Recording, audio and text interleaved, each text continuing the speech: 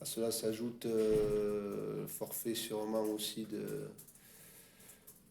Massengo et Mensa. On a des énormes doutes. Boto s'est blessé aussi, sera forfait ce week-end. Voilà, donc on est dans la continuité à l'heure actuelle de ce qui nous arrive, mais comme je dis, à un moment donné, il faut faire avec, il faut avancer. Donc voilà, il y a un groupe qui prend le relais depuis quelques temps. Ben, on doit continuer, mais bon, c'est vrai qu'on aimerait avoir un moins de pépins. Boto, c'est quoi par exemple? Adducteur. Mm. On en parlait un peu déjà après le match, le dernier match, mais ouais, c'est des blessures comme ça à répétition. Vous mettez plusieurs facteurs Ouais, là-dedans. mais il y a plusieurs facteurs. Je crois que à la fois la fatigue de fin de saison, à la fois l'aspect psychologique aussi qui rentre. Kenji, je pense aussi quand on rentre aussi dans un match en Ligue 1, ben, même si ça s'est bien passé pour lui, mais ça impacte aussi psychologiquement, il ne faut pas se faire d'illusions. Donc il y a des tensions qui se créent. Donc au niveau du corps, ça mène peut-être un peu aussi des choses différentes. Et puis on a aussi changé les méthodes de travail depuis octobre. Donc peut-être que c'est un tout. C'est pour ça qu'il n'y a pas qu'une chose qui font que les joueurs se blessent. Après, malheureusement aussi, il y a les blessures inhérentes au match, que ce soit Perrin, voilà, sur une entorse-cheville, et Massengo et Mensa, qu'on espère récupérer le plus tôt possible. Maintenant, il y a aussi des douleurs où les joueurs voilà, peuvent pas donner le maximum, donc on a besoin d'avoir des joueurs à 100%. Donc on attend demain, on va voir la dernière séance, ce que sont capables de faire à la fois Gaëtan, Perrin, à la fois Massengo, à la fois Mensa, mais ça semble un peu compromis. Avec ces forfaits et ces incertitudes de votre défense, vous allez peut-être être contraint de la recomposer. Est-ce que, par exemple, je pense au côté gauche, sachant qu'il y a Zedatka qui, Oui, il y a Zedatka qui ne peut pas jouer aussi le ne match, peut pas jouer. en plus. Sur ce côté gauche, est-ce que vous seriez plus tenté, parce que vous en avez déjà parlé, de mettre un Isaac Touré latéral gauche, parce qu'il a déjà joué à ce poste-là, ou alors de mettre Théo Pelnard à ce poste? Vous avez plusieurs options. Plusieurs options. Il y a aussi l'option d'un jeune joueur, Raphaël Lipinski, qui s'entraîne avec nous, qui joue ce poste-là. Donc voilà, on prendra la décision demain quand on aura un peu tout analysé entre ce qu'on est capable de faire et surtout des fois Isaac l'a déjà fait, c'est vrai, mais il nous apporte aussi beaucoup dans l'axe, donc il faut faire attention des fois de garder aussi nos forces. On va voir comment on organisera ça demain. Vous parlez de Lipinski, c'est vrai que cette semaine, peut-être un peu plus que les autres avec les forfaits, il y a eu beaucoup de jeunes qui sont venus. On a vu aussi qu'à un moment donné, vous leur avez fait un petit débrief à la fin. Qu'est-ce que ça vous a apporté justement de les avoir avec vous cette semaine? Non, là on a fait venir mardi les U19 parce que pour ceux qui jouaient pas trop chez nous, on voulait faire une compensation et les faire jouer un match avec les espaces et les repères. Non, après le fait, c'est intéressant pour nous parce qu'à la fois on fait jouer nos joueurs qui jouent pas trop. C'est intéressant aussi pour nous avec le staff de voir les jeunes qui sont là et dont on aura besoin. Non, à la fin, leur expliquer que voilà, s'ils voulaient aller, ce qu'il fallait faire pour aller au plus haut niveau et ce que nous, en tant que staff, on attendait des joueurs. Après, Raphaël, lui, quand même, a fait toute sa saison avec la N2. Ça fait longtemps qu'il fait des semaines avec nous. Et après, il redescend le week-end s'entraîner. Donc, c'est important d'avoir des jeunes à l'entraînement qui prennent bien les principes de jeu de ce qu'on fait, défensivement, offensivement, si on fait appel à eux. Ben voilà, Kenji a su le faire la semaine dernière, malheureusement pour lui, il s'est blessé. Peut-être que ce sera le tour de Raphaël, on verra. Comment vous abordez ce match contre Lille, qui fait partie voilà, des grosses, des bien classés que vous allez avoir affrontés jusqu'à la fin de la saison? Vous avez prouvé encore en battant Nantes que vous relevez les défis un par un jusqu'ici. Est-ce que c'est encore la Non, même? mais c'est pas se poser, c'est pas de se donner de limites. Je crois que je le dis depuis le début. En fait, ce qui m'importe à moi, c'est que nous, on soit dans notre performance. Après, ce que va faire l'adversaire, ben, on peut pas le savoir. On sait simplement ses qualités, ses défauts. On sait que sur les 7 batailles qui nous restent, ben, on va jouer 4 équipes qui sont dans les 5 premiers du classement. Donc on a montré par le passé qu'on était capable de faire des résultats contre ces équipes-là. Maintenant, c'est un autre défi qui nous attend demain et samedi. Et voilà, il faut être prêt à le relever et pas se soucier en gros du niveau de l'adversaire. Je crois qu'il faut être capable de, je le dis depuis le début, de regarder tous les adversaires dans les yeux. Ils ont des qualités, mais on en a aussi. Donc c'est à nous aussi à inverser le rapport de force. Et comme je disais, chez nous, on a quand même un facteur public aussi qui amène une dynamique, qui amène de la force supplémentaire. Donc on va jouer ce match avec beaucoup, j'allais dire, de fierté pour montrer que eh bien, on est au niveau de ces équipes-là, parce que quand on regarde le classement, sur les 10 derniers matchs, on est au niveau de ces niveaux-là, de ces équipes-là. Maintenant, bien sûr qu'on ne l'est pas sur la durée d'un championnat, mais on a envie de se prouver des choses à nous aussi, que face à ces équipes-là, on peut exister. Est-ce qu'il y a un travail un peu spécifique qui a été mis en place sur l'approche des entames de match? Parce qu'on voit que vous attaquez très fort dernièrement. Ça n'a pas toujours été le cas cette saison. Des fois, vous êtes fait cueillir à froid, justement. Est-ce que voilà, il y a une concentration, une demande particulière qui a été faite du groupe? Non. Vous savez, des fois, on rate les entames, on se demande pourquoi, et d'autres fois, on les réussit. Ce serait mentir de dire, ah ben oui, ça y est, on a trouvé la botte secrète pour réussir nos entames. Non, on a tout le temps le même discours. On sait que il faut être concentré dès le début. Après, on a eu la chance sur ces 2 matchs que on soit efficace surtout. Voilà, c'est le football qui est comme ça, mais on n'a pas d'approche particulière. Si ce n'est d'être concentré dès le début. Mais vous savez, toutes les équipes, c'est rare quand elles ne le sont pas. Après, il y a une question d'efficacité. Des fois, sur la première situation, ça nous est arrivé sur les 2 derniers matchs, on marque. Voilà, et ça enchaîne derrière. Mais il n'y a rien de mis en place de particulier. Mais par contre, est-ce que le facteur confiance peut jouer un peu? Parce que c'est ce que Ryan Raveloson disait après le match. Il disait, on attaque les matchs, on a confiance en nous. Alors qu'à un moment donné, c'est vrai que quand il y a des mauvais résultats, forcément, on bien est sûr. plutôt Vous savez comment c'est quand on est dans des spirales, on a peur de tout en gros. Et en fait, comme je dis, la peur elle évite pas le danger. Hein. Donc on recule, alors que là, on sent qu'on est, comme je dis, on est porté par une dynamique de groupe, mais on est porté aussi par un public. Donc on se dit, quoi qu'il arrive, il faut aller un peu à l'assaut, et il faut bousculer l'équipe qu'on a en face. Ça nous réussit pour le moment, mais c'est sûr que le facteur confiance est primordial dans ces cas-là. Samedi, ce sera un petit peu les retrouvailles avec Benoît Costil qui évolue à Lille en tant que numéro 2. Alors, sauf si Lucas Chevalier, qui était un petit peu en délicatesse là, venait à être forfait. Mais qu'est-ce que ça vous inspire ces retrouvailles, sachant que vous l'avez eu très peu de temps sous vos ordres et le chapitre s'est trop fermé? Ça fait toujours plaisir de retrouver des joueurs avec lesquels on a partagé des fois des longues saisons, des fois un petit moment. Nous, avec Benoît, il y avait une relation qui était très bonne, notamment au niveau du vestiaire. Il faisait partie de nos cadres, donc ça fera plaisir de revoir Benoît.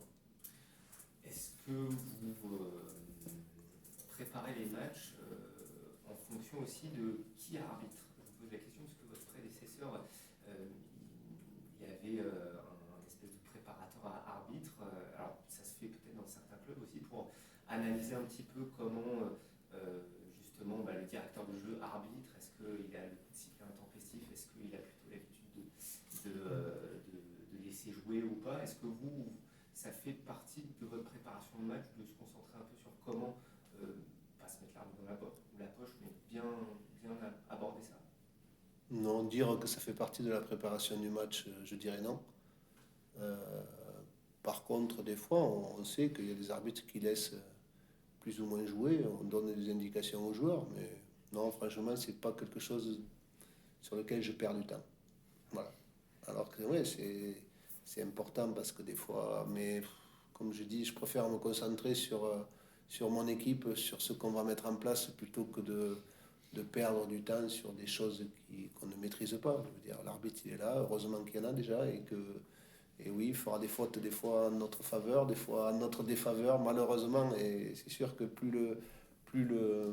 la fin du championnat approche et plus les conséquences de ces erreurs sont importantes. Euh, mais oui, il faut faire confiance à un moment donné à ça. Et franchement, non, non, c'est pas quelque chose dont je parle toute la semaine. Avec les joueurs, des fois une petite indication, attention, voilà, cet arbitre-là, il fait ci, il fait ça, mais non, non, c'est pas. Honnêtement, je passe pas beaucoup de temps avec ça. C'est bon pour vous? Merci, bonne journée. Merci à vous aussi. Bonjour Julien. Pour commencer, comment ça va personnellement et où en es-tu? Parce que tu as été absent un petit moment et là on te voit depuis quelques semaines de retour, donc comment ça va? Bien, ça va bien. Quand vous avez des résultats, ça va toujours bien. Donc, ouais, c'est vrai que j'ai été embêté par pas mal de blessures cette saison, qui ont duré quand même assez longtemps. Et puis voilà, après, là, sur la dernière blessure, l'équipe a commencé à tourner. Donc, ce qui a été logique, c'était que j'attende mon tour, en fait. Et c'est ce que j'ai fait. Donc, voilà, aujourd'hui, je rejoue, je suis vraiment content. On gagne, on a des résultats, on a réussi à faire des clean sheets. Donc tout va bien, pourvu que ça continue. Et tu disais quand les résultats suivent, quand il y a une bonne dynamique d'équipe, bah, c'est plus simple. Euh, ça a facilité ouais, ton retour parce qu'en plus, je pense que tu es revenu aussi dans un système défensif qui n'était pas le même que quand tu jouais précédemment. Est-ce que voilà, tu as vite trouvé tes repères en fait? Ouais, c'est vrai que on a plus joué à 4 depuis le début de saison. Après, voilà, je pense qu'on a l'effectif pour jouer aussi à 5. Donc ouais, c'est assez. C'est pas si difficile que ça de s'adapter. Donc, quand on a des bons joueurs autour de nous et qu'on arrive à bien s'entendre, ça facilite la tâche. Et tu parlais de clean sheet, ouais, qui sont bah, pour vous vraiment bah, la preuve qu'il y a un progrès sur l'axe défensif parce que bah, il y en a de plus en plus sur la phase retour, alors que sur la phase aller, vraiment, il n'y en avait eu que deux, je crois. Est-ce que tu trouves que l'équipe est en progrès dans ce secteur-là? Bah, forcément, et je crois on était à plus de 50 buts encaissés à la mi-saison. Donc, ouais, on peut voir on a beaucoup progressé sur ce point-là. Je sais pas si c'est que défensivement. En fait, je pense que c'est vraiment l'équipe il y a une prise de conscience et que voilà, tout le monde se bat les uns pour les autres. Donc, ça devient beaucoup plus facile quand on tire tous dans le même sens. Je me souviens justement qu'après certains matchs, dans la période où c'était compliqué, tu appelais de tes voeux à ce qu'il y ait ce changement dans l'état d'esprit. Et je me souviens, il y avait des matchs où la GIA perdait et tu disais, mais voilà, si on n'est pas capable de gagner, il faut savoir ne pas perdre. Et là, il y a vraiment eu un changement, tu le dis, le système, mais peut-être c'est mentalement, toi qui as regardé ça un peu de l'intérieur, qu'est-ce que tu peux nous dire sur ce changement-là?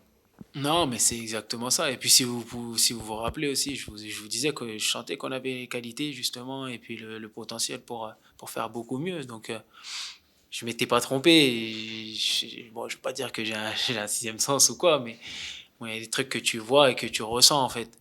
Et voilà, là c'était ce petit déclic comme on disait qui nous manquait. Et là voilà, aujourd'hui ça a basculé de notre côté et on est vraiment content. Donc maintenant on veut vraiment que ça dure et pour ça il faut continuer de mettre les ingrédients qu'on a mis jusqu'à maintenant pour continuer sur cette lancée-là. Il fallait continuer à croire en soi et puis l'apport des joueurs aussi au mercato hivernal a fait beaucoup, j'imagine. Ouais, bien sûr, on a des joueurs, de très bons joueurs qui nous ont rejoints et on est très contents. Ils se sont très vite mis au diapason et ils nous ont ramené une énergie positive qui nous a tous tirés vers le haut. Donc voilà, ça a été super important pour nous et maintenant, ben, on espère surfer sur cette bonne dynamique-là pour continuer justement à gratter, grappiller des points. 3 victoires contre des concurrents directs pour le maintien, mais là vous affrontez une des premières montagne, grosse montagne, parce que voilà, vous allez avoir 4 équipes du top 5 sur les 7 derniers matchs. Comment est-ce que tu abordes cette rencontre face à Lille qui voilà, jouit d'une puissance offensive parmi les meilleurs du championnat? Comment je l'aborde? Franchement, je vous dis la vérité, comme les autres matchs, parce que c'est comme je vais me répéter, mais bon, on le dit souvent, les matchs qui nous restent, ce sont des finales. Donc en fait, peu importe l'adversaire, il va falloir les jouer avec la même dynamique, la même hargne, la même envie de ne pas prendre de but, la même envie d'en marquer voilà, d'être solide. Donc certes, ça va être un gros morceau, on le sait, on est conscient, mais on est aussi conscient de nos forces. On est humble et on sait de quoi on est capable. Je pense que voilà, on l'a montré, on l'a démontré à pas mal de reprises. Donc voilà, on y va avec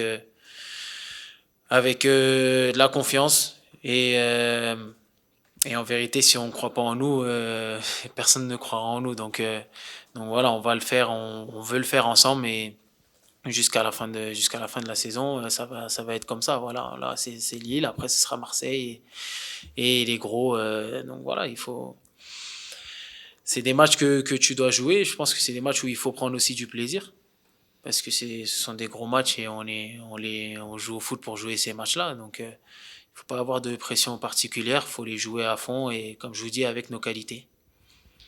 Comment est-ce que tu sens l'équipe au moment de commencer les matchs? Parce que je faisais remarquer au coach tout à l'heure que ça fait les 2 derniers matchs où vous marquez rapidement et vous réussissez vos entames, alors que c'était pas toujours le cas à un moment donné dans la saison, ou même c'était plutôt une faiblesse. Il disait il n'y a pas de travail particulier, mais je sais pas, toi, est-ce que tu sens l'équipe plus prête, ou est-ce que c'est de la confiance? Enfin, est-ce que tu as une explication ou pas? Franchement, je pourrais pas vous donner d'explication, mais c'est vrai que ouais, à Ajaccio, quand on démarre super bien le match, en fait, on est récompensé par les buts qui nous facilitent aussi, faut dire la vérité, la physionomie du match.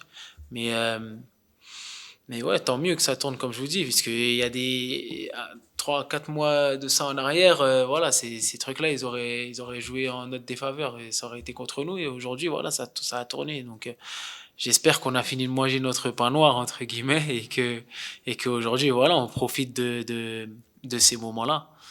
Et j'espère qu'on en aura d'autres, justement. Mais franchement, j'arriverai pas à vous l'expliquer. Je sais pas si on se prépare mieux ou qu'avant ou pas. Je pense que non, les matchs, on les aborde toujours de la même manière. Voilà, après, c'est des faits de jeu qui arrivent. Hein. Samedi, ce sera les retrouvailles avec le Lille de Benoît Costil. Alors, il est numéro 2 en tant que gardien. Il y a peut-être des petits doutes sur le numéro 1, mais en attendant, voilà, il va revenir à la Baie des Champs. Quel souvenir tu en gardes, toi? Ça faisait partie d'un des cadres du vestiaire, c'est ce que nous a dit Christophe Pélissier tout à l'heure. Non, Ben, moi, que de bons souvenirs, je garde de lui. Parce en plus, on était assez proches. C'est un super mec, respectueux. Franchement, il a sa carrière, qui parle pour lui. Très bon gars, franchement, j'ai rien à dire. J'ai rien à dire. J'espère qu'il va jouer. Ouais, j'ai entendu que le gardien, il était incertain. J'espère qu'il va jouer et que voilà, on va gagner. Exactement.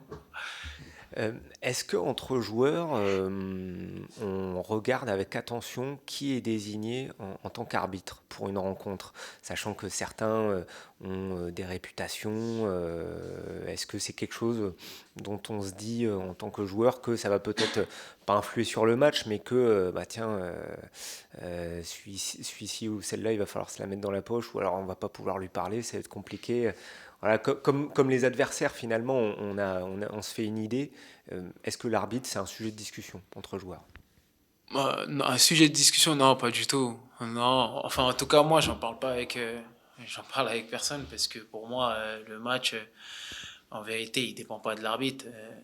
Les arbitres, ils sont là pour faire leur travail. Donc, comme nous, en tant que joueurs, on est là aussi pour faire notre boulot. Donc, si sur le terrain, tu es bon et que tu fais les choses bien, il n'y a pas de raison que l'arbitre, il te fasse des trucs bizarres, entre guillemets. Donc ouais, voilà, non, franchement, moi, je vous dis la vérité, j'aborde les matchs de la même façon, que ce soit Vous dites ça parce que ça va être Madame Stéphanie Frappard. Frappard, oui. Et parmi les supporters, il y a toujours une levée de bouclier. Quand on voit certains noms en Ligue 2, ça pouvait être d'autres noms comme Bartolomeu Varela, par exemple.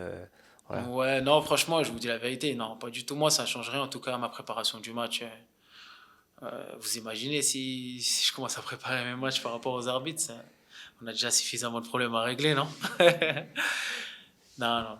Le capitaine, Ça doit rien changer. votre capitaine dit pas un petit mot. Bon, attention les gars, avant le match. Non, franchement, même pas. Même pas. C'est bon pour vous?